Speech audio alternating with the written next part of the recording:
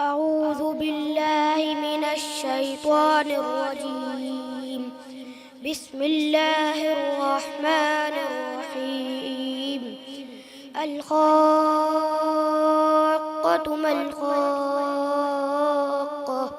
وما أدراك ما الحاقة كذبت ثمود وعاد بالقارية فأما ثمود فأهلكوا بالطاغية وأما عاد فأهلكوا بريح صرصر عاتية سخرها عليهم 7 ليال و8 أيام حسوما فترى القوم فيها صرعى كأنهم أعجاز نخل خاوية فهل ترى لهم من باقية وجاء فرعون ومن قبله والمؤتفكات بالخاطئة فعصوا رسول ربهم فأخذهم أخذة رابية إنا لما طغى الماء حملناكم في الجارية لنجعلها لكم تذكرة وتعيها أذن واعية فإذا نفخ في الصور نفحة واحدة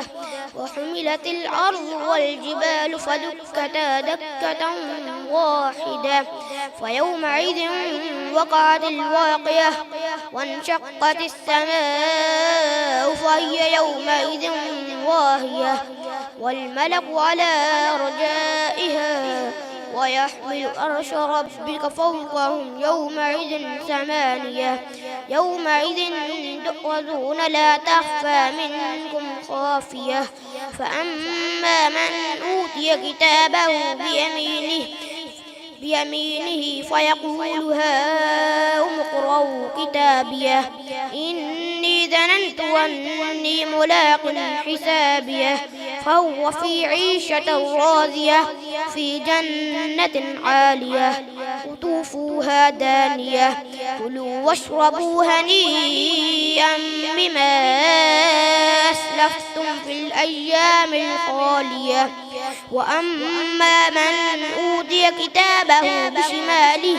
فيقول يا ليتني لم أوت كتابيه ولم أدر ما حسابيه يا ليتها كانت القاضية ما أغنى عني ماليه هلك عني سلطانيه خذوه فغلوه ثم الجحيم صلوه ثم في سلسلة ذرعها 70 ذراعا فاسلكوه إنه كان لا يؤمن بالله العظيم ولا يحض على طعام المسكين